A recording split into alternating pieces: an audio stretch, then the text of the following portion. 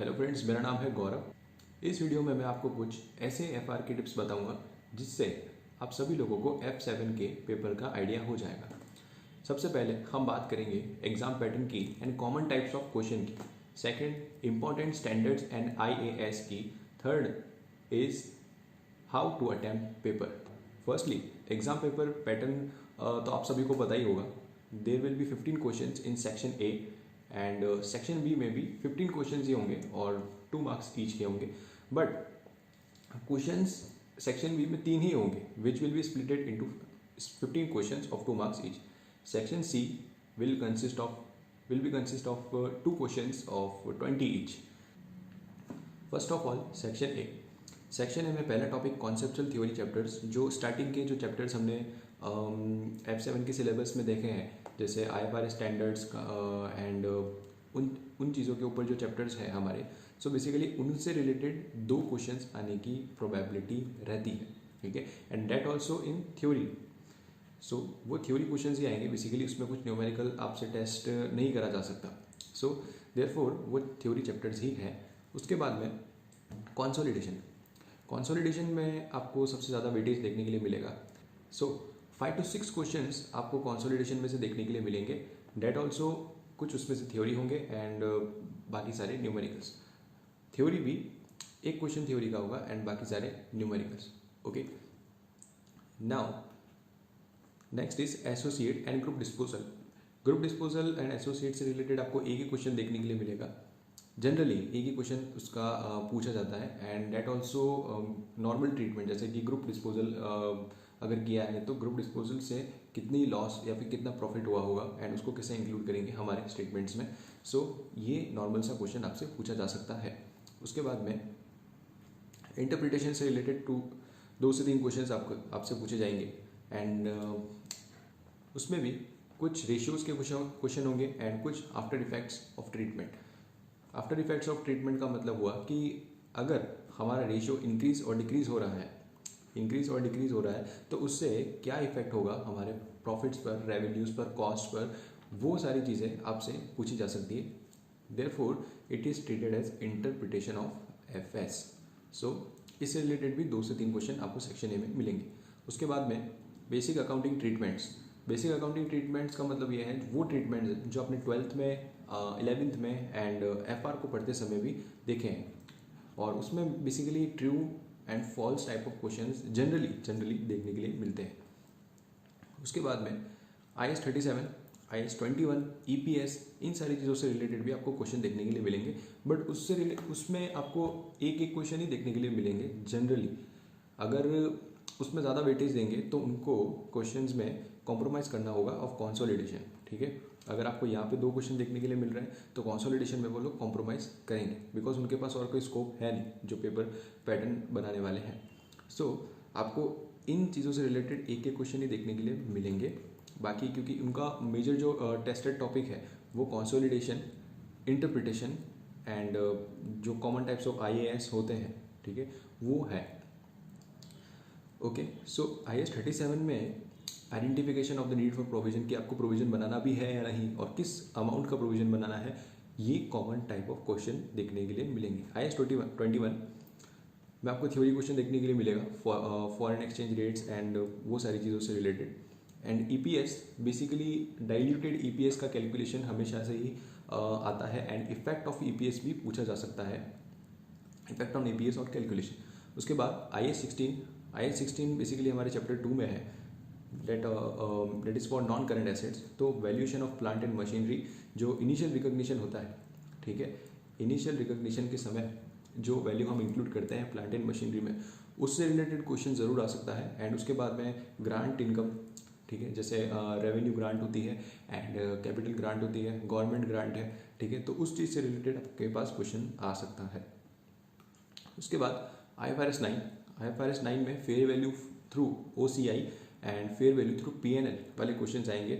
उसमें भी basically initial recognition कैसे होता है वो टेस्ट करा जा सकता है एंड सब्सिक्वेंट ट्रीटमेंट आपको सेक्शन ए में नहीं पूछेंगे जहाँ तक मुझे लगता है, क्योंकि सब्सिक्वेंट ट्रीटमेंट के लिए उनको ज़्यादा नंबर देने चाहिए किसी भी बच्चे को। सो इनिशियल रिकॉग्निशन पूछा जा सकता है, but you also have to prepare subsequent measurement questions for this. उसके बाद टैक्सेशन में बेसिकली जो ज़्यादा से ज़्यादा नंबर दे करके टेस्ट करा जा सकता है वो टॉपिक डिफर्ड टैक्स ही है। सो डिफर्ड टैक्स आपसे कॉमनली टैक्सेशन के एरिया में पूछा जाएगा, एंड उसमें भी एक क्वेश्चन ही आपको जनरली देखने के लिए मिलेगा सेक्शन ए में। उसके बाद में लीज में भी आपको एक क्वेश्चन ही देखने के लिए मिलेगा, बट लीज में आपको राइट टू यूज से रिलेटेड भी क्वेश्चन देखने के लिए मिल सकता है, एंड लीज लायबिलिटी को कैलकुलेट करने में भी देखने के लिए मिल सकता है। एंड अगेन इसमें भी दो एरियाज होते हैं जहाँ पर आपको टेस्ट करा जा सकता है, वो है initial recognition plus subsequent measurement. Okay, now section B में बेसिकली जो कॉमन टाइप्स ऑफ क्वेश्चंस आपको देखने के लिए मिलेंगे वो कुछ ये हैं। ओके, 3, 4, 5 ये मैंने क्वेश्चंस पास्ट पेपर्स को देख करके एंड मॉक्स को देख करके निकाले हैं। जो कॉमन टाइप्स ऑफ टॉपिक्स जो आपको देखने के लिए मिलेंगे वो सारी चीज़ें मैंने इसमें से निकाली। ओके, सो आपको मिक्स ऑफ आईएएस देखने के लिए मिलेंगे, और जो मिक्स मैंने निकाल करके एनालाइज करके टेबल में रखे हैं वो IAS 16, IAS 38 एंड IAS 36 है। ठीक है, आप समझ जाइए कि अगर IAS 16 यानी कि टेंजिबल नॉन करंट एसेट से रिलेटेड अगर आपको इन्फॉर्मेशन दिख रही है एंड IAS 36 से रिलेटेड आपको इन्फॉर्मेशन दिख रही है, तो IAS 38 भी टेस्टेड होगा। ओके, ये कुछ ऑब्जर्वेशन है जो मैंने देखी है मॉक्स एंड पास्ट पेपर्स को देखते हुए। उसके बाद में अगर आप इसमें टेस्टिंग की तरफ जाओगे कि आपको क्या क्वेश्चंस देखने के लिए मिलेंगे, सो इम्पेयरमेंट का बेसिक, ठीक है, और इम्पेयरमेंट से भी CGU का क्वेश्चन आपको देखने के लिए ज़रूर मिलेगा, कैश जनरेटिंग यूनिट, जहाँ पर आपको डिफरेंट तरह के एसेट्स पर इम्पेयरमेंट को एलोकेट करना होता था, बिकॉज कि उस पर्टिकुलर एसेट पर ही वो इम्पेयरमेंट लगता है। सबके अंदर अलग अलग से इम्पेयरमेंट कैलकुलेट नहीं होता, इस वजह से आपको एलोकेट करना पड़ता है खुद अपनी एक ट्रिक का इस्तेमाल करते हुए। सो वो चीज़ आपको देखने के लिए मिलेगी इसमें। एंड उसके बाद में रीवैल्यूएशन सरप्लस, बट ऑल्सो ये सिंपल रीवैल्यूएशन सरप्लस नहीं होगा। ये रीवैल्यूएशन सरप्लस वाला जो क्वेश्चन है वो एक्सेस डेप्रिसिएशन वाला होगा। जब आपको कोई एसेट रीवैल्यू करते हो more than its original amount, so उस समय रीवैल्यूएशन सरप्लस जो एक्सेस डेप्रिसिएशन वाला केस है वो अप्लाई होता है, एंड उस समय आपको जो कैलकुलेशन है वो थोड़ी सी कॉम्प्लिकेटेड होना शुरू हो जाती है, तो वहाँ से आपको टेस्ट करा जाएगा सेक्शन बी में। उसके बाद में जैसा कि हमने पहले भी देखा, initial recognition plus subsequent measurement हर जगह पर होता है। ओके, क्योंकि पूरी अकाउंट्स ही इसी पे चलती है, initial recognition and subsequent measurement. Next is IFRS 5 and IAS 10। IFRS 5 non current asset held for cell and IAS 10 events after the reporting period. ये दोनों ऐसे टॉपिक्स हैं जो कि सेक्शन बी में साथ में कंबाइन होकर के पूरे 10 मार्क्स का वेटेज रखते हैं। अब इसमें भी आपसे टेस्ट करा जा सकता है प्रोविजन का कैलकुलेशन, जैसा हमने ऊपर भी बात करी, प्रोविजन का कैलकुलेशन, उसकी नीड्स, बेसिक जो थ्योरी टाइप ऑफ क्वेश्चंस होते हैं, ट्रू और false and fill in the blanks, वो सारी चीज़ें भी आपसे पूछी जा सकती है जो बेसिक थ्योरी क्वेश्चंस होते हैं इन चैप्टर से रिलेटेड। उसके बाद में जो इम्पोर्टेंट क्वेश्चंस इस चैप्टर से आप एक्सपेक्ट कर सकते हो वो आने ही वाले हैं, बिकॉज कि उसमें IFRS 5 का जो चैप्टर है उसमें बेसिकली क्लासिफिकेशन एज पर IFRS 5 ही है जो आपसे टेस्ट करा जा सकता है। Next is carrying amount calculation. जो एसेट क्वालिफाई हो जाती है एज हेल्ड फॉर सेल, उसका कैरिंग अमाउंट हम कैसे कैलकुलेट करेंगे, एंड उसके लिए क्या क्या रिक्वायरमेंट्स है to qualify as held for sale, that thing can be asked in theory question.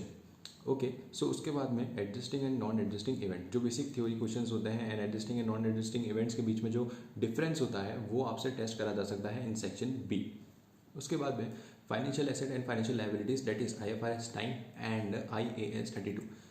ये दोनों ही एक ही चैप्टर में आपको देखने के लिए मिलेंगे, और ये दोनों ही मिलकर के 10 मार्क्स का वेटेज रखते हैं इन सेक्शन बी, बिकॉज यहाँ पर आपके पास बहुत सारे चीज़ें होती हैं, ठीक है, आंसर करने के लिए, जैसे calculation of gain and loss, basic treatment जो initial recognition plus subsequent measurement है वो आपसे टेस्ट करा ही जा सकता है हमेशा, और कोई भी लायबिलिटी को current liability plus current liability या नॉन करंट लायबिलिटी में कैसे स्प्लिट करें उसकी कैलकुलेशन आपसे पूछी जा सकती है। Calculation of carrying amount plus gain, ये आपसे पूछा जा सकता है, ठीक है। अगर आप कोई भी एसेट डिस्पोज करते हो, ठीक है, तो उसका कैरिंग अमाउंट क्या है वो आपसे पूछा जा सकता है अगर IAS 32 के तहत चलता है। And that also FVOCI and FVPL, उसमें ट्रीटमेंट दोनों में ही अलग होता है। तो ये सारी चीज़ें आपसे पूछी जा सकती है। उसके बाद में taxation and revenue, IAS 12 and IFRS 5, अगर आपको ये दोनों एक ही क्वेश्चन में देखने के लिए मिल रहा है तो आप समझ जाइए कि इनसे IAS 12 एंड IFRS 15 से रिलेट के बाहर और कुछ नहीं आने वाला, ठीक है। जैसे IAS 12 से तो हमें पता है कि डिफर्ड टैक्स ही आएगा, ठीक है, क्योंकि उस चैप्टर में ही ज़्यादातर टेस्ट करे जाने वाला टॉपिक डिफर्ड टैक्स ही है, उससे ज़्यादा और कुछ है नहीं। उसके बाद में effect of revaluation gain on tax, ठीक है, तो वो डेफर्ड टैक्स ही है जो ऊपर नीचे होगा रिवैल्यूएशन की वजह से। उसके बाद में डेफर्ड इनकम होता है IFRS 15 से रिलेटेड, ठीक है। डेफर्ड इनकम जैसे आपको इनकम एडवांस में मिल गई बट आपको वो एक्रू करनी होगी अपने अकाउंट्स में evenly throughout the period, so वो डेफर्ड इनकम आपको बतानी पड़ सकती है सेक्शन बी में। उसके बाद में कंबाइंड कॉन्ट्रैक्ट क्वेश्चन, जब आपको जब आप ग्रुप ऑफ आइटम सप्लाई करते हो तब आपको रेवेन्यू एलोकेट करना पड़ता है बिटवीन दोज आइटम्स, सो वो वाली चीज़ें भी आपसे पूछी जा सकती हैं। उसके बाद में IFRS 16 लीज अपने आप में एक ऐसा टॉपिक है जिसमें से मैक्सिमम क्वेश्चंस बन सकते हैं, ठीक है। और अगर ये अकेला ही सेक्शन बी में आ जाए तो भी 10 मार्क्स का वेटेज रखता है, बिकॉज इसमें right of use calculation most common questions है। उसके बाद में initial recognition plus subsequent measurement as usual, and उसके बाद splitting of lease liability between current and non current as usual, and lease and sale and lease by profit recognition, ये चीज़ें भी आपसे पूछी जा सकती है। Now section C, in section C there are 4 important areas where you will be tested. सो वो कौन से हैं? Financial statements preparation question, consolidation questions, interpretation questions, basically ratio analysis जिसमें हमें करना होता है। उसके बाद में consolidation plus interpretation questions, okay, तो वो हमें देखने के लिए मिलेंगे। नाउ जो बेसिक क्वेश्चंस का जो पैटर्न होता है, ठीक है, वो यहाँ पर मैंने बॉक्स में बना करके रखा है, ठीक है। अगर आपको ये देखने के लिए मिला तो उसके करस्पॉन्डिंग जो रिक्वायरमेंट होगी वो इतनी ही होगी या इससे ज़्यादा नहीं होने वाली है because of limitation of marks. So ये मैंने ऑब्जर्व करी है ऑन बेसिस एंड बनाई है on the basis of past papers and मॉक्स। आपको फाइनेंशियल स्टेटमेंट्स के प्रिपरेशन अगर वाले क्वेश्चंस अगर आपको दिखते हैं तो उसमें आपको कंपनी के बारे में इंफॉर्मेशन दे दी जाएगी, एक्सट्रैक्ट्स दे दिए जाएंगे of financial statements incomplete not completed, क्योंकि वो आपको बनाने हैं। और उसके बाद में कॉमन टाइप्स ऑफ एडजस्टमेंट होंगे। कॉमन टाइप्स ऑफ एडजस्टमेंट्स मतलब कि कुछ एरर्स ऐसी जो उनके एम्प्लॉय ने करी होगी, कुछ ट्रीटमेंट्स अभी भी बाकी हैं, एंड वो सारे ट्रीटमेंट्स जो आप पढ़ चुके हो उससे आउट ऑफ सिलेबस कोई भी चीज़ नहीं होगी। Information about adjustments will be given. जो कॉमन टाइप्स ऑफ एडजस्टमेंट्स होंगे वो ये, ओके। उसके बाद आपको क्या करना है, आपको ये है कि स्केड्यूल ऑफ एडजस्टमेंट्स अरेंज करने हैं, जो मतलब जो भी आप एडजस्टमेंट करोगे, ठीक है, इसकी वजह से अगर बैलेंस में प्लस हो रहा है तो प्लस माइनस ये सारे एडजस्टमेंट करने के बाद में आप इस चेंज को ओपनिंग रिटेन अर्निंग में जोड़ दोगे, मतलब रिटेन अर्निंग बिफोर एडजस्टमेंट उसमें जोड़ोगे तो आपको फाइनल जो रिटेन अर्निंग है वो मिल जाएगी। सो ये चीज़ें आपसे पूछी जा सकती है in 8 marks, okay. Schedule of adjustments to get the balance of retained earning, ठीक है। रिटेन अर्निंग का बैलेंस बिफोर एडजस्टमेंट दिया होगा और आपको सारी एडजस्टमेंट्स करके रिटेन अर्निंग का बैलेंस आफ्टर एडजस्टमेंट्स निकालना होगा। उसके बाद में ये सारी चीज़ें करने के बाद में आपको preparation of statement of financial position बनानी है, ठीक है। वो स्ट्रेट फॉरवर्ड सी चीज़ है कि आपको SOFP बनानी है, एसेट्स एंड लायबिलिटीज लिख करके। उसके बाद में कैश फ्लो या फिर EPS, या तो फिर कैश फ्लो या तो फिर EPS से रिलेटेड 3 नंबर का क्वेश्चन आपको देखने के लिए मिलेगा, ओके। उसमें आपसे इन्वेस्टिंग के बारे में पूछा जा सकता है क्योंकि बहुत ज़्यादा एडजस्टमेंट्स इन्वेस्टिंग के ही होते हैं, तो 3 नंबर में आपसे इन्वेस्टिंग पूछा जा सकता है या फिर EPS में डाइल्यूटेड EPS एंड उसका इफेक्ट ये पूछा जा सकता है। उसके बाद में in next question information in question will be trial balance will be provided before adjustment. जो एडजस्टमेंट्स हम करने वाले हैं उससे पहले वाली ट्रायल बैलेंस हमें दे रखी होगी। जो हमारे 11th और 12th में जो अकाउंट्स होते थे उसमें हमें ट्रायल बैलेंस दी जाती थी, उसके बाद में एडजस्टमेंट्स दे दिए जाते थे। वो एडजस्टमेंट्स करके हम नई बैलेंस शीट बनाते थे, P&L बनाते थे।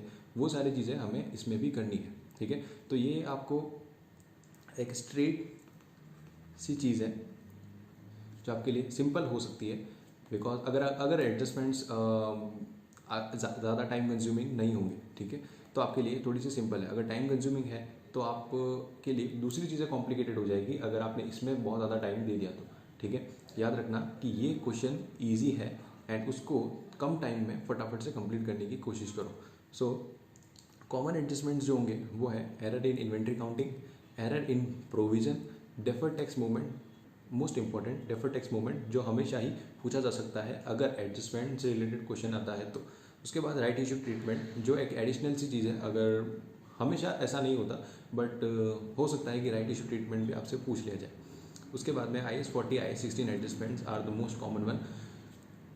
उसके बाद जो क्वेश्चन रिक्वायरमेंट है वो है P&L, financial position, cash flow and उसके बाद में statement of changes in equity. ये चीज़ भी आपसे पूछी जा सकती है। This are all straight forward. आपको सिर्फ एक फॉर्मेट याद रखना है कि आपको किस तरीके से अपनी वर्किंग्स को प्रेजेंट करना है, उसी के बेसिस पे आपको मार्क्स मिलेंगे। सिंपली नंबर्स और वैल्यूज़ लिख कर आने से आपको मार्क्स नहीं मिलेंगे। एक्सेल जो आपको मिलेगी एग्जाम में उसमें आपको पूरी complete neat and clean working आपको करके आनी है, उसी के नंबर आपको मिलेंगे। Okay, now let's jump to the next question and next topic which is consolidation.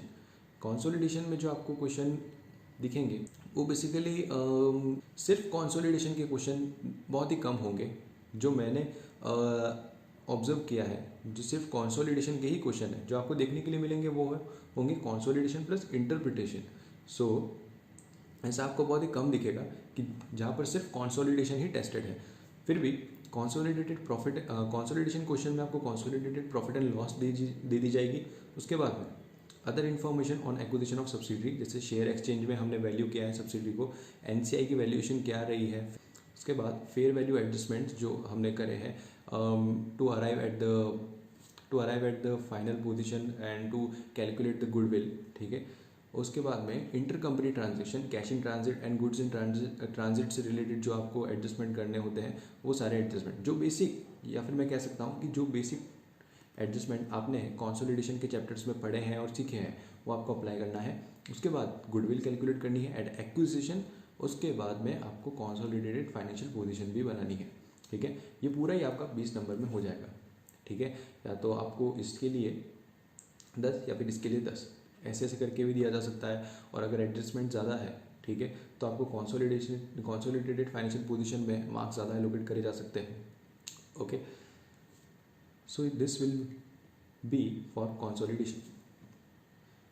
उसके बाद में रेशियो एनालिसिस सबसे इम्पॉर्टेंट चीज़ है, मार्क करके रख लो कि इंटरप्रिटेशन रेशियो एनालिसिस आएगा ही आएगा, इम्पॉर्टेंट। और उसमें जो बेसिक क्वेश्चंस होंगे उसका फॉर्मेट समझ लेना। X company considering the acquisition of Y company, जैसे एक्स कंपनी है और वो एक्विजिशन करना चाहती है एक दूसरी कंपनी वाई कंपनी का। SPL of Y company, SFP of Y company, information about Y company. P&L दे रखा है वाई कंपनी का, फाइनेंशियल पोजीशन का स्टेटमेंट दे रखा है वाई कंपनी का, या ध्यान रखना वाई कंपनी है एक्स नहीं। एंड इन्फॉर्मेशन दे रखी है अबाउट वाई कंपनी की वाई कंपनी कैसे परफॉर्म कर रही है, उसकी क्या एक्टिविटीज़ है, उन्होंने अपने IAS का ट्रीटमेंट कैसे मतलब IAS को फॉलो करा है या नहीं करा है, ये सारी चीज़ें आपको दे दी जाएगी। उसी के बेसिस पे आपको एनालिज करना है, ठीक है। Next, the things that would not be continue if Y company acquired by X. अगर एक्स ने वाई कंपनी को एक्वायर कर लिया तो कुछ ऐसी चीज़ें जो कि एक्स नहीं कर पाएगा because of taking Y company. जैसे वाई कंपनी के 1 लाख के रेवेन्यू है, ओके। अगर एक्स और वाई साथ में आ जाए, एक्स और वाई अगर साथ में आ जाए तो 1 लाख के रेवेन्यू नहीं रहेंगे, ठीक है। मतलब वाई कंपनी जो कमा करके दे पाएगा उसका रेवेन्यू सिर्फ 50,000 हो पाएगा, ठीक है। तो आपको अपने एनालिसिस में 50,000 ही लेना चाहिए बिकॉज आप फ्यूचर में 50,000 ही कमाने वाले हो।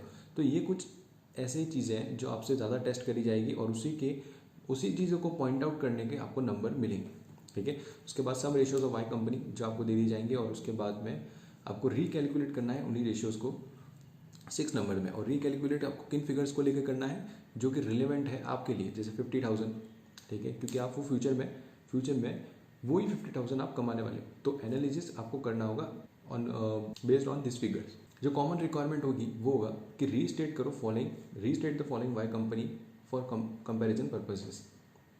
वाई कंपनी की जो भी बैलेंसेस हैं उनको आपको रीस्टेट करना होगा एज पर योर रिक्वायरमेंट। और आपकी रिक्वायरमेंट क्या है कि वाई कंपनी को ले या ना ले, whether to acquire Y company और नॉट। तो आपको ये देखना है कि क्या वो वाई कंपनी प्रॉफिटेबल है अपने लिए या नहीं। ध्यान रखना, एडवाइस दे के मत आना प्लीज़, एडवाइस अंदर ना दें।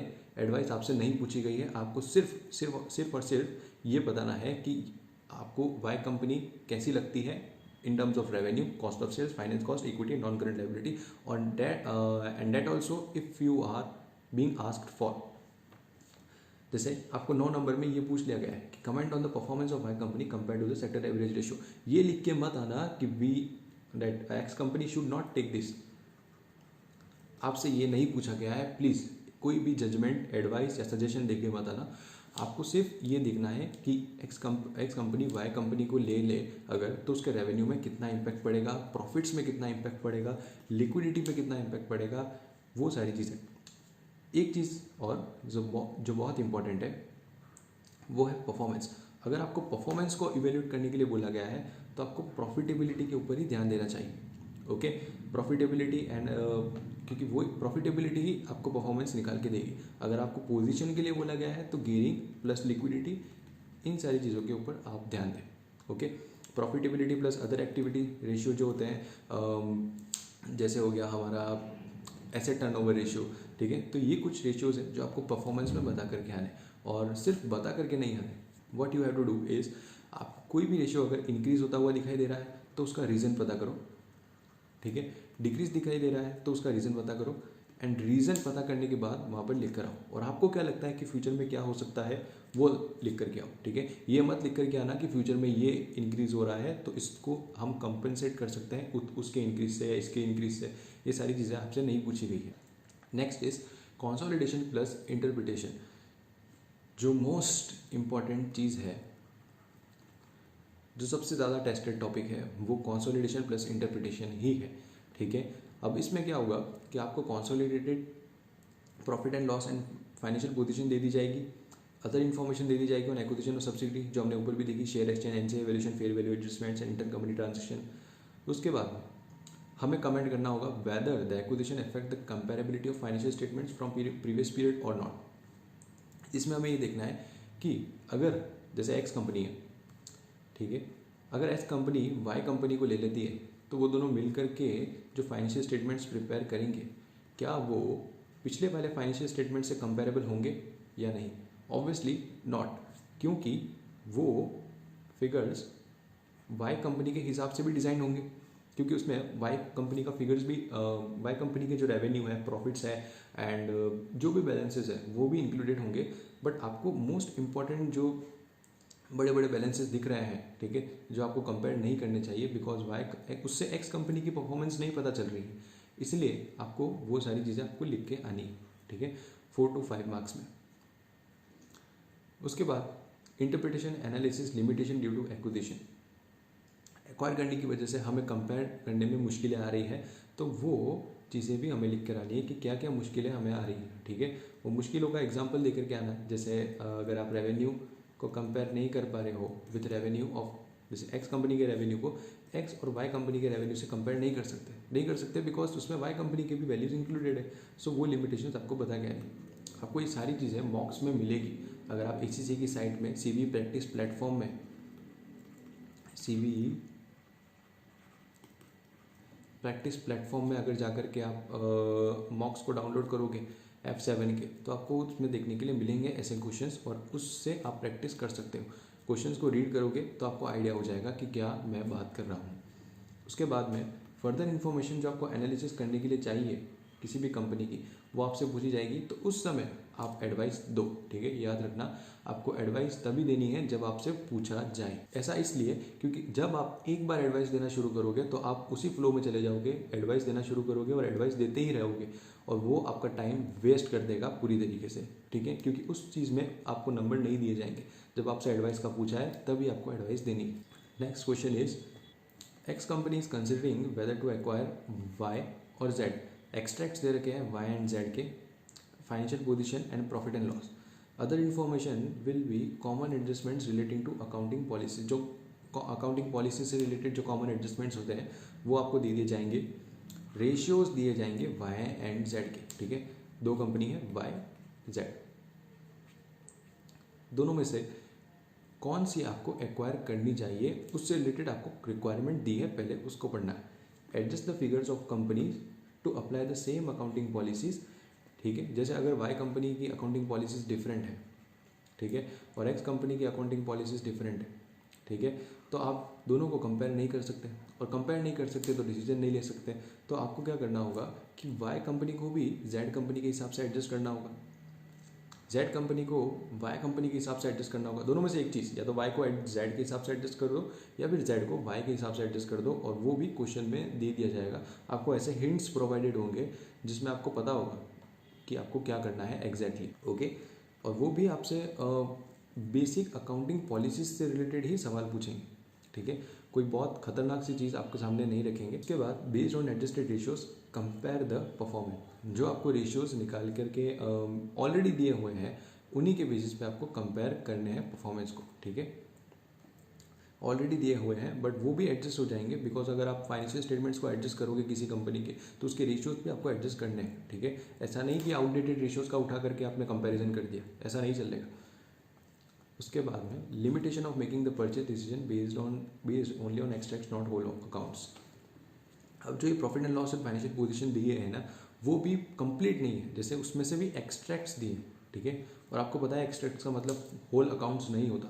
एक्सट्रैक्ट्स का मतलब होता है कि आपको उस होल अकाउंट्स में से कुछ पार्ट दिए गए, सो उस वजह से सिर्फ उस इंफॉर्मेशन के बेसिस पे आप डिसीजन नहीं ले सकते। इस वजह से जो लिमिटेशन आ रही है उसको आपको बता के आना है। Next question, X company acquired Y company, extracts of financial statement for group is given for the current year and extracts of financial statements of only parent is given for the previous period. ठीक है, जो मतलब पिछले period में आपको सिर्फ parent का दिया हुआ होगा फाइनेंशियल स्टेटमेंट्स, एंड उसके बाद में जो करंट ईयर में जो आपको इन्फॉर्मेशन दी होगी वो एज अ ग्रुप दी होगी। सो आपको क्या करना होगा कि ग्रुप के जो भी चीज़ें हैं, जैसे कि आपके पास ग्रुप में मान लो एक्स प्लस वाई दोनों चीज़ें, ठीक है, और प्रीवियस पीरियड में तो सिर्फ एक्स ही है। तो अगर आपको दोनों को कंपेयर करना है ना, तो आपको इस ग्रुप में से वाई को हटाना पड़ेगा, एलिमिनेट करना पड़ेगा, एलिमिनेट वाई। ठीक है, क्योंकि उसको एलिमिनेट करने के बाद ही तो परफॉर्मेंस जज कर सकते हो। ठीक है, अगर दोनों के बीच में कंपैरिजन करोगे तो वो एक्स कंपनी का नहीं होगा। ठीक है ना, वो फिर पूरी ग्रुप कंपनी का कंपैरिजन होगा, और उससे हमें ये पता चलेगा कि वाई को लेने की वजह से क्या बेनिफिट्स हुए। ठीक है, सो ये पूरा प्लॉट था इस क्वेश्चन का। Adjustment, things have occurred as a result of acquisition of Y company. Y company को लेने की वजह से क्या क्या चीज़ें हुई है उससे रिलेटेड आपको एडजस्टमेंट्स दिए होंगे। ठीक है, अगर आपको ये चीज़ें पहले ही दे रखी है एडजस्टमेंट में कि वाई को लेने की वजह से क्या फर्क हुआ है, तो आपको सीधी बात है कि ये पूछा जाएगा कि उसका उल्टा क्या हो सकता है। जैसे आपको ग्रुप में से वाई को धक्का देके एलिमिनेट करना है, मतलब उसके इफेक्ट्स को हटाना है। ठीक है, क्योंकि आपको एडजस्टमेंट्स पहले दे दिए। ठीक है, एडजस्टमेंट्स कैलकुलेट नहीं करने, बट उसका इफेक्ट ग्रुप में से हटाना है। ठीक है, सो ये हमारी रिक्वायरमेंट बनेगा। Adjust the consolidated profit for the group as if the acquisition has not been taken place. मतलब अगर एक्विजिशन नहीं भी होता तो फिर एक्स कंपनी का क्या प्रॉफिट्स होते हैं, एक्स कंपनी की क्या लाइबिलिटीज़ होती, एसेट्स होती, वो सारी चीज़ें कैलकुलेट करना। ठीक है, उसके बाद comment on the performance of the parent company from the previous period. ठीक है, अगर हमने ये तामझाम किया है तो सीधी सी बात है कि हमें परफॉर्मेंस को एनालाइज करने के लिए बोला जाएगा, and that also for X not whole group. ठीक है। अगर होल ग्रुप के लिए बोला जाता तो वाई कंपनी को एलिमिनेट नहीं करते। Lastly explain why the financial statements are not comparable for the group to those of single entity. ठीक है, अगर मैं ग्रुप के परफॉर्मेंस को प्रीवियस पीरियड के परफॉर्मेंस से कंपेयर करूं, अगर एक्स कंपनी के परफॉर्मेंस से कंपेयर करूं तो क्या क्या प्रॉब्लम होगी वो मुझे बतानी है। ठीक है, वो इसलिए क्योंकि अगर मैं करंट ईयर की बात करूं तो उसमें तो एक्स प्लस वाई दोनों, एक्स और वाई दोनों ही, और अगर प्रीवियस ईयर की बात करूं तो उसमें सिर्फ एक्स है, तो दोनों को कंपेरेबल नहीं है वो दोनों। ठीक है, बिकॉज अभी जो है वो वाई की वजह से रेवेन्यूज बढ़ भी गए होंगे या तो फिर कम भी हो गए होंगे, दोनों ही चीज़ें, दोनों ही पॉसिबिलिटीज़ हो सकती है। ठीक है, और उस समय अगर मुझे सिर्फ एक्स कंपनी का परफॉर्मेंस को एनालाइज करना है तो मुझे सिर्फ एक्स कंपनी के इफेक्ट्स ही देखने होंगे और वाई कंपनी के इफेक्ट्स को एलिमिनेट करना होगा। ठीक है, अगेन ये आपको मॉक्स में देखने के लिए मिलेंगे और वहाँ से आपको ये आंसर्स रीड करने हैं, प्रैक्टिस करने हैं, और अपने हिसाब से इस पूरे क्वेश्चन का प्लॉट तैयार करना है कि आपको सबसे पहली चीज़ कौन से आंसर करनी है, बिकॉज इट इज़ सब्जेक्टिव। मैं आपको ये बता सकता हूँ कि इसमें क्या क्या टॉपिक्स हैं जो आपको प्रायोरिटी पर रख करके लिख के आने हैं। ठीक है, एग्जैक्टली आपकी क्या लैंग्वेज होगी उसमें वो मैं आपको नहीं बता सकता, बिकॉज ये सब्जेक्टिव चीज़ है। जब आप ज़्यादा आंसर्स रीड करोगे तभी आपको आइडिया होगा। ठीक है, आपको इम्पोर्टेंट पॉइंट्स जो आपको ध्यान में रखने हैं वो मैंने आपको यहाँ पर बताए। ठीक है, वो आपको लॉजिक है जो आपको ध्यान रखना है। कई बार हम लॉजिक ही गलत लगाते हैं और पूरा 10 नंबर का क्वेश्चन लिख करके आते हैं, फिर वो पूरा क्वेश्चन गलत हो जाता है। ठीक है, सो आपको ऐसा नहीं करना है, पहली बार में ही ध्यान रखनी है कि फर्स्ट जो रिक्वायरमेंट है उसको पढ़ के ही आंसर देना है। नाउ अदर इम्पॉर्टेंट थिंग्स जो आपको ध्यान रखनी है, in case where performance have to be appraised for the group, that is for parent plus subsidiary, then we should follow the simple steps। ठीक है, जब भी रेशियो एनालिसिस से रिलेटेड बात आती है, रेशियो एनालिसिस से रिलेटेड जब बात आती है तब आपको रेशियोज का यूज़ करके ही उसके इफेक्ट्स को बताना है। ठीक है, सिर्फ रेशियो इंक्रीज हो रहा है डिक्रीज हो रहा है ये बता के आने के नंबर नहीं मिलते। ठीक है, आपको उसका रीज़न बताना होगा कि वो रेशियो क्यों इंक्रीज हो रहा है और उसका इफेक्ट क्या हो सकता है। उसका इफेक्ट क्या है, रीज़न एंड इफेक्ट। ठीक है, reason and effect, cause and effect basically आप समझ सकते हो, वो आपको बता के आना। It is necessary to isolate the effects of subsidiaries acquisition and then consider parent's performance as seen in the recent question. जो अभी हमने क्वेश्चन देखा कि आपको सब्सिडरी की एक्विजिशन जो हुई है, जैसे वाई कंपनी हमारे एग्जाम्पल में था, वाई कंपनी के जो परफॉर्मेंस है हमें उसको एलिमिनेट करना है फ्रॉम द ग्रुप, तभी जाकर के हम कंपेयर कर सकते हैं। उसके बाद में कंपेयर कैसे करना है, calculate the ratios and then compare each and everything, talk about synergies. Synergies मतलब कि अगर एक्स और वाई साथ में आ गई तो फिर एक्स और वाई कंपनी के मतलब एज ए ग्रुप उनके रेवेन्यूज़ में कितना जंप होगा। ठीक है, और कितना डिक्लाइन हो गया है। ठीक है, वो हमें बताना है। Talk about the reasons for the increase decrease in any ratio. ठीक है, हमें रीज़न बताने हैं कि अगर कोई रेशियो बढ़ रहा है तो क्यों बढ़ रहा है एंड उसका इफेक्ट हम बता के आ सकते हैं। Common reasons for the increase decrease in ratio. अब जो कॉमन रीजन्स होते हैं, जैसे ट्रेड रिसीवेबल इंक्रीज हो रहा है तो उसका क्या रीज़न हो सकता है कि हम लीनियंसी दिखा रहे हैं इन क्रेडिट पॉलिसी। ठीक है, हम पेमेंट नहीं मंगवा रहे हैं हमारे ट्रेड रिसीवेबल से। टारगेट ऑफ कैप्चरिंग मार्केट, हम डिस्काउंट देकर के ज़्यादा मार्केट कवर करने की कोशिश कर रहे हैं। रेवेन्यू में हैव बीन इंक्रीज। ठीक है, हमारे रेवेन्यू पे पॉजिटिव इंक्रीज आ जाना चाहिए। अगर हम क्रेडिट पॉलिसी को बढ़ा रहे हैं, ज़्यादा से ज़्यादा लोग खरीदना चाहिए। ठीक है, ऐसा हो रहा है तो दैट इज़ पॉजिटिव साइन। ठीक है, वो एक पॉजिटिव साइन है। अगर ऐसा नहीं हो रहा है तो हम तो और नुकसान में जा रहे हैं। ठीक है ना, उस वजह से प्रॉब्लम हो सकती है। ठीक है, तो जो problems, common types of problems देखने के लिए मिलती है वो हमें बता के आनी। नाउ ट्रेड रिसीवेबल अगर डिक्रीज हो रहे हैं तो better cash collection, lower risk of bad debt and impact of revenue may not be good, क्योंकि हम सख्ती दिखा रहे हैं इन कलेक्टिंग आर डेट्स। ठीक है, तो उस वजह से हो सकता है कि हमारे रिलेशनशिप्स विद आर कस्टमर्स बिगड़ जाए और उस वजह से रेवेन्यू के ऊपर पॉजिटिव इम्पैक्ट ना आए। ट्रेड पेबल इंक्रीज होने का रीज़न ये है कि प्राइसेस बढ़ गई है, उसी वजह से हम हमारे डेट्स को क्लियर नहीं कर पा रहे हैं और उसी वजह से जो हमारा फ्यूचर इफेक्ट होगा वो ये होगा कि हमारे सप्लायर प्राइसेस बढ़ा देंगे गुड्स की, ताकि उनसे कोई ऐसे लोग ना खरीदे जो कि टाइम टू टाइम पैसे नहीं देते एंड ताकि वो हमारी सप्लाई को, मतलब उनकी सप्लाई को हम तक पहुंचने से रिस्ट्रिक्ट कर सकें। ठीक है, तो ये फ्यूचर कॉन्सिक्वेंसेज जो हमें देखने के लिए मिल सकता है। डिस्काउंट्स लॉस, जो हमें डिस्काउंट्स मिल सकते थे अगर जल्दी पेमेंट करने की वजह से, वो हमें नहीं मिलेंगे और इसी वजह से कॉस्ट ऑफ गुड्स सोल्ड भी इंक्रीज हो जाएगा, जिसकी वजह से हमारा प्रॉफिट कम हो जाएगा। ठीक है, COGS अगर बढ़ता है तो प्रॉफिट कम होता है, वो वाली चीज़ हमारे साथ हो सकती है। फ्यूचर सप्लाईज में बी इन डेंजर, ठीक है ना, अगर अब इमीडिएट रिक्वायरमेंट में अगर हमें सप्लाई ना मिले, ठीक है, तो उस वजह से हमारे बिजनेस के ऊपर एक नेगेटिव इम्पैक्ट होगा, वो भी हम बता के आ सकते हैं।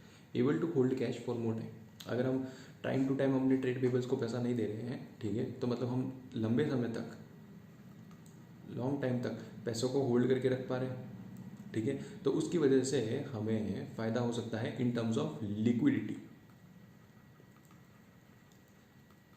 ठीक है, तो ये वाली चीज़ आपको बता के आनी। Trade payables attract discounts, trade payables अगर हमें कम हो रहे हैं तो उस वजह से हम डिस्काउंट्स अट्रैक्ट कर सकते हैं, मतलब बेसिकली अगर हम जल्दी पेमेंट करेंगे तो हमें डिस्काउंट मिल जाएगा, वो वाली चीज़ है, और उसी वजह से उल्टा हो जाएगा, यहाँ पर प्रॉफिट हमारा बढ़ जाएगा क्योंकि कॉस्ट कम हो रही, ठीक है, और बेटर रिलेशनशिप हम हैंडल कर पाएंगे विद सप्लायर, एंड कैश के ऊपर इम्पैक्ट जो होगा वो थोड़ा सा पॉजिटिव नहीं होगा, बिकॉज हमारे पास से कैश चला जाएगा to suppliers. Now finally ROCE के इंक्रीज डिक्रीज का सीधा कारण है gross profit and operating profit margin, because यही चीज़ें हैं जो कि प्रॉफिट में इंक्लूड होती है, और उसी वजह से रिटर्न ऑन कैपिटल एम्प्लॉयड भी कैलकुलेट होता है। ठीक है, क्योंकि प्रॉफिट इन्हीं रस्तों से ज़्यादा है, ग्रॉस प्रॉफिट होता है, ऑपरेटिंग प्रॉफिट होता है, ठीक है, इन्हीं रस्तों से तो ये पूरा प्रॉफिट होकर के जाता है, तो उसी वजह से फिर फाइनली में ROCE हम कैलकुलेट करते हैं। तो ROCE के इंक्रीज डिक्रीज की ये भी तो कारण है, ठीक है, इनका इंक्रीज डिक्रीज भी तो कारण है, तो आपको ये बताने के नंबर मिलेंगे, gross profit and operating profit के बारे में डिस्कस करने के आपको नंबर मिलेंगे, ठीक है, सिर्फ डिस्कस नहीं, आपको इनका रीज़न बता के आना है कि ये इंक्रीज हो रहा है तो क्यों हो रहा है, डिक्रीज हो रहा है तो क्यों हो रहा है। कई बार होता है कि ग्रॉस प्रॉफिट इंक्रीज हो रहा है, GP तो इंक्रीज हो रहा है, बट ऑपरेटिंग प्रॉफिट कम हो रहा है। ऐसा क्यों? क्योंकि हमारे ऑपरेटिंग एक्सपेंसेस जो है ना वो ज़्यादा है, ठीक है, ऑपरेटिंग एक्सपेंसेस ज़्यादा हो रहा है, उसी वजह से हमारे GP मतलब ऑपरेटिंग प्रॉफिट मार्जिन कम हो रहा है। उसके बाद में ROCE के इंक्रीज डिक्रीज को हम मार्केट शेयर के साथ भी लिंक कर सकते हैं, बल्क डिस्काउंट के साथ भी लिंक कर सकते हैं, ठीक है। ऐसा इसलिए कि अगर हम प्रॉफिट्स में थोड़ा सा कॉम्प्रोमाइज़ कर लें शुरुआतों में, ठीक है, तो हम एक अच्छा मार्केट शेयर को कैप्चर कर सकते हैं, और डिस्काउंट्स अगर हम लेके चलें, जैसे कि अगर हम टाइम टू टाइम पेमेंट कर दें और बल्क में अगर चीज़ें खरीदें तो हो सकता है कि हमें डिस्काउंट मिल जाए, ठीक है, तो इसकी वजह से भी प्रॉफिटेबिलिटी के ऊपर इम्पैक्ट पड़ेगा, ठीक है। तो ये कुछ छोटी छोटी चीज़ें हैं जो आपको ROCE में डिस्कस करके आनी है, उसी वजह से आपके क्वेश्चन में थोड़ा सा प्रभाव आएगा और उसी वजह से आपको मार्क्स मिलेंगे। Now lastly calculate profitability and position दोनों ही अलग चीज़ है of subsidiary and talk about its effects on parent group. Calculate every ratio of isolated subsidiary and then consider its content. जो वाई कंपनी हमने आइसोलेट कर दी थी पहले, एलिमिनेट कर दी थी फ्रॉम ग्रुप, उस वाई कंपनी के रेशियोज, उस वाई कंपनी को लेने की वजह से क्या इफ़ेक्ट्स हो रहे हैं, उस वाई कंपनी को लेने की वजह से क्या फ़ायदे हो रहे हैं, क्या पॉजिटिव इम्पैक्ट है, क्या नेगेटिव इम्पैक्ट है, ये भी हम बता के आ सकते हैं विद रीजंस, ओके, कि ऐसा हो रहा है तो क्यों हो रहा है, बिकॉज कि वाई कंपनी के जो डेटर्स हैं, ठीक है, वाई कंपनी मतलब जो डेटर्स हैं वो बहुत ही लंबे समय तक ड्यू रहते हैं, ठीक है, पेमेंट नहीं करते हैं, ठीक है, ड्यू होने के बाद में पेमेंट नहीं करते हैं, तो उसकी वजह से हमारा जो ओवरऑल जो एज रिसीवेबल डेज हैं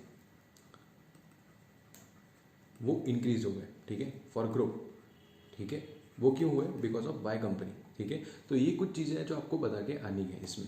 अब आपको ये तो पता चल गया होगा कि कॉमन टाइप्स ऑफ क्वेश्चंस क्या है और किन किन इंपॉर्टेंट टॉपिक्स को आपको रिवीजन में रखना है, बट फिर भी हम समराइज कर लेते हैं सारे इंपॉर्टेंट टॉपिक्स को जो कि आपको रिवीजन में रखना ही है। So most important IAS and IFRS and कुछ ऐसे टॉपिक्स जो आपको रिवीजन में रखने हैं वो है IAS 16 PPE, IAS 40 investment property, IFRS 9 financial assets and financial liabilities, IFRS 16 लीजेस, IAS 37 provision and consolidation, IAS 36 ratio analysis. Consolidation तो आप समझ ही चुके हो कि क्यों इंपॉर्टेंट है इतना, एंड IAS 36 में जो बेसिकली कैश जनरेटिंग यूनिट्स वाला जो क्वेश्चन हुआ करता है वो आएगा, ठीक है, क्योंकि वो मोस्ट फ्रिक्वेंट टेस्टेड टॉपिक है। उसके बाद रेशियो एनालिसिस, जो कि सबसे इंपॉर्टेंट है क्योंकि 20 मार्क्स का वेटेज रहता है। इसमें बेसिकली 6 मार्क्स कंप्यूटेशन के लिए होते हैं एंड 14 मार्क्स का आपको एनालिसिस करना होता है, जनरली ऐसा होता है। So this are the most common topics that you will see in your exam, so keep this in revision. Finally, how to attempt paper. So आपके पास सेक्शन ए को कंप्लीट करने के लिए 30 to 35 मिनट्स होंगे, तो उसी रेंज में उसे कंप्लीट कीजिए। किसी क्वेश्चन में हो सकता है 2 मिनट से ज़्यादा लगे, बट हो सकता है किसी क्वेश्चन में 1 मिनट से भी कम टाइम लगे। सो on an average 30 to 35 minutes आपको सेक्शन ए के लिए रखने हैं। और उसके बाद आप फ्लैग कीजिए जो क्वेश्चंस आपको डाउट लगते हैं। जिन क्वेश्चंस में आपको डाउट लगता है उनको फ्लैग कर दीजिए लास्ट के लिए। बिना सोचे समझे उस पर टाइम वेस्ट मत कीजिए इन स्टार्टिंग। उसके बाद सेक्शन बी में 40 to 45 मिनट्स आपको लगेंगे पूरा कंप्लीट करने में। उसको भी सेम चीज़ अप्लाई करके आपको कंप्लीट करना है, विच मीन्स कि किसी क्वेश्चन में आपको थोड़ा सा ज़्यादा टाइम लगेगा और किसी क्वेश्चन में कम time. So on an average 40 to 45 minutes. उसके बाद सेक्शन सी में आपको कंप्लीट करने के लिए जो एक क्वेश्चन होगा आपको उसको कंप्लीट करने के लिए 40 to 45 मिनट्स लगेंगे, और उतना ही time on an average 40 to 45 minutes दूसरे क्वेश्चन को भी लग सकते हैं। सो टोटल सेक्शन सी को कंप्लीट करने के लिए आपको 1.5 आवर लगना चाहिए मैक्सिमम। उससे ज़्यादा आप उस चीज़ के ऊपर टाइम ना लगाएं। और फिर अपना जो टाइम बचा हुआ है, मतलब 1.5 आवर आपने सेक्शन सी के लिए लगाया, और उसके बाद में 1 आवर एंड 15 मिनट्स आपने लगा लिया सेक्शन ए प्लस बी। सो बचे हुए 15 मिनट्स में आपको फ्लैग्ड क्वेश्चंस को देखना है, एंड उसके बाद में अपने पेपर्स में जहाँ पर आपको डाउट लग रहा है कि आपके क्वेश्चंस में एक्यूरेसी की थोड़ी सी कमी है, वहाँ पर आप टाइम लगाएं और अपने पेपर को कंप्लीट करें। हमेशा ट्राई करें कि अपने पेपर को 15 मिनट्स पहले कंप्लीट करें। Last and final tip is कि आप हमेशा क्वेश्चन की रिक्वायरमेंट को पढ़ें इन सेक्शन सी, एंड उसी के बाद में आप इन्फॉर्मेशन को पढ़ना चालू करें। तभी जाकर के आप सॉल्यूशन को प्लॉट कर पाओगे अपने माइंड में, और टाइम वेस्ट होने से बचा लोगे। क्योंकि अगर आप इन्फॉर्मेशन पहले पढ़ोगे तो आप बहुत ज़्यादा टाइम इन्फॉर्मेशन को पढ़ने में लगा दोगे, एंड उसके बाद में रिक्वायरमेंट पढ़ोगे कि हमें एक्चुअली में देना क्या है। सो always read the requirement first. It hardly takes 1 minute to read the requirement. So अगर आपके दिमाग में रिक्वायरमेंट सेट होगी पहले से, तो आप अपने सॉल्यूशन को तैयार कर पाओगे कि आपको आखिर एक्सेल में या वर्ड में उस सॉल्यूशन को कैसे प्रेजेंट करना है और कौन कौन सी इन्फॉर्मेशन आपके लिए रिलेवेंट है। Okay, in section A and B also you should have the practice to read the requirement first and then read the information that is given in the question. So that's all for the F7 tips. Thank you guys, and all the very best for your exam.